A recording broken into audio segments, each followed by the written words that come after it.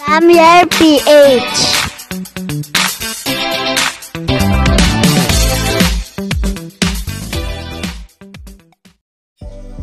Hi guys, welcome back. Yan, for today's video guys, bali yan, papakita ko sa inyo guys yung ating mga breeder ng ating Australian Red Claw. Yan, bali nag-separate kasi tayo guys ng mga breeder natin yan para mas mabilis mag-eggs. Nag-select tayo guys na mga 2 trio sa isang lagayan. Yan, 2 to 3 trio yung ginagamit natin guys na ratio sa ating pagbe-breed ng ating mga crayfish guys, para mas marami tayong ma-produce agad at mas mabilis mag-breed yung ating mga female ARC guys.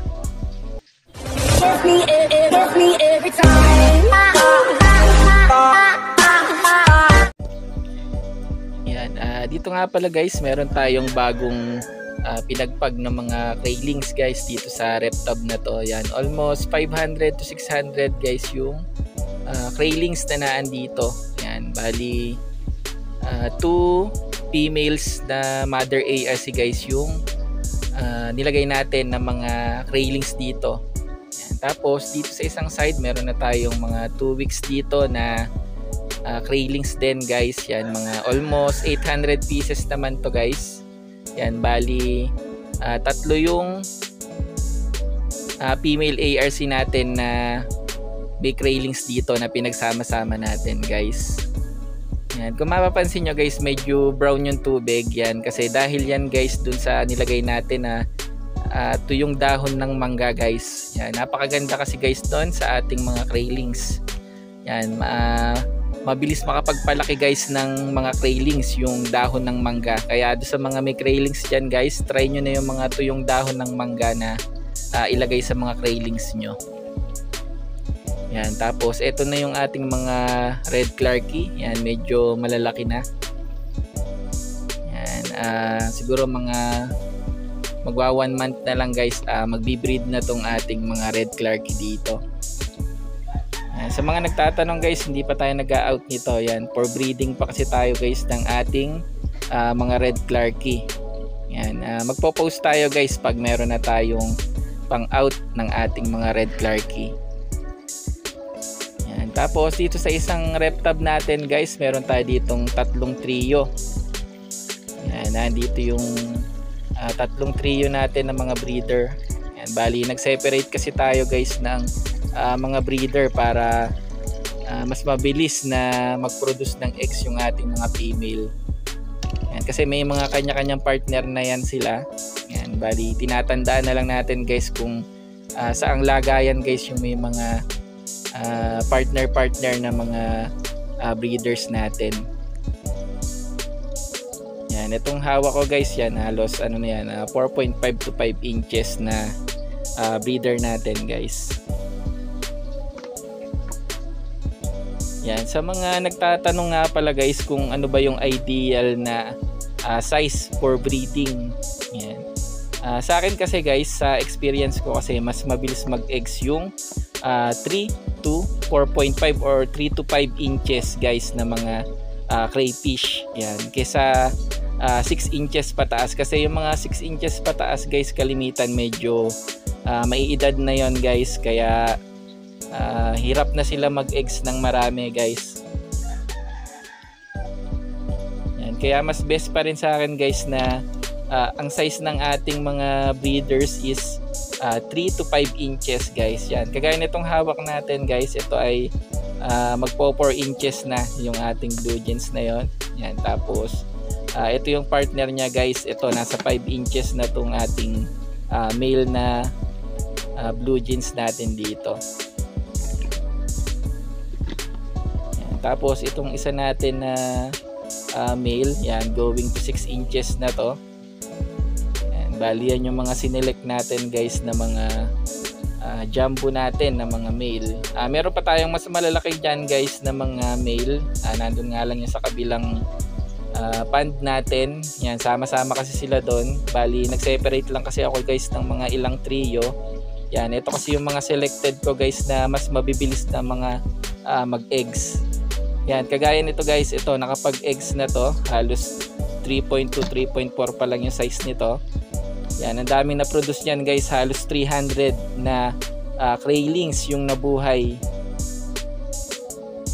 May nakikita nga pala ako guys sa group na mga nagpo-post doon na binili nila yung kanilang mga crayfish. Ang size is 5 to 6 inches, tapos 1 to 2 months na sa kanila guys, hindi pa rin nagbe-buried guys yung kanilang mga crayfish guys. Yan, kasi kalimitan guys nung nabebenta na mga malalaki guys, medyo may edad na kasi yon guys, lalo yung mga 6 inches pataas.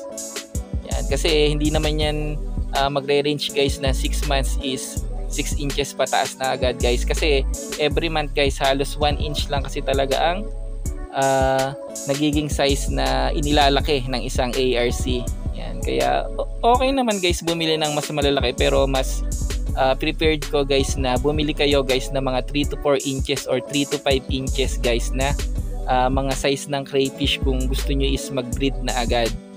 Yan, kasi yun yung mas magandang kumbaga pangangatawan guys ng ating mga crayfish. Yun yung pinaka, kumbaga sa tao, yun yung binata't dalaga guys na pwede na silang maging parents. Mas okay kasi guys yung ganong size, kasi yun is 4 to 5 months na yon or 4 to 6 months na yon guys yung mga ganong size. Yan, kagaya nitong ating mga buried dito guys, ayan, halos mga 4 inches yung ating mga buried dito. Yan, meron lang tayong ilang piraso na 5 to 5.5 inches na mga buried. Yun yung mga pang tatlo or pang apat na natin na mga nag-buried sa atin guys. Nga pala, hindi nga pala tayo nagbebenta guys ng maiedad na mga crayfish, kasi nakakaawa naman guys yung mga buyer natin kung bibigyan natin sila ng medyo maiedad na guys na mga crayfish, kasi pag natanda na sila guys, medyo matagal na silang magbuntis. Although marami silang na-produce guys na mga eggs, yung mga malalaking size. Yan. Ang problema nga lang doon guys is dumadalang na. Pag sila nag 3 to 4 na buried na guys, medyo yan, bumabagal na kasi yung kanilang pagpe-fertile pag ganung edad na sila or nakaganong nakailang itlog na sila guys. Kaya ang target lang natin guys is maka 3 to 4 na eggs sila sa atin, tapos dinidispose na natin sila. Kumbaga hindi natin sila binebenta guys, ang ginagawa natin is niluluto na natin guys yung mga ganong size ng mga crayfish natin. Yan. Tapos sa mga nagtatanong nga pala guys, kung kamusta na yung ating mga larvae, post larvae na ulang guys, ito na yung mga size ng ating mga post larvae na ulang guys. Yan, bali hinati ko kasi sila sa 3 lagayan. Yan, ito yung isang lagayan nila guys. Yan, ewan ko lang kung medyo kita nyo guys yung itsura nila. Yan, kasi medyo may pagka-transparent guys yung gantong post larvae ng ulang. Yan, pero meron ng medyo nauna lumaki guys, kasi meron na ako nakita na 3 inches sa ating mga post larvae guys. Yan, sa mga gustong bumili guys, binebenta ko na rin naman tong ganitong size. Yan, binebenta ko lang siya ng 30 pesos each. Yun nga lang guys, for pick up lang, kasi napakahirap kasi ibiyahin itong mga ganitong size ng ulang guys. Yan, kaya kailangan ng pag-iingat guys sa pagdadala nito, sa pagdi-deliver ng ating mga post larvae na ulang. Yan, may mga buried na ulang pa nga tayo dito guys. Hindi lang tayo nakapagtimpla pa ulit ng brackish water. Yan, hindi pa natin na pre-prepared kasi nga sobrang dami din guys kasi ng mga craylings natin ng ARC. Yan, medyo wala na tayong paglagyan. Yan, kaya yung ibang buried na ulang natin guys is hindi na natin masyadong naaasikaso pa, kasi mas malakas ang bentahan kasi guys ng mga ARC ngayon, kaya mas nag-focus tayo guys sa pagbebenta guys ng mga ARC. Ayan. So paano guys? Dito ko na nga pala tatapusin tong video na to. Yan. Maraming salamat guys sa lahat ng nanood. Pa-subscribe naman dyan guys. Peace out. Kiss me every time.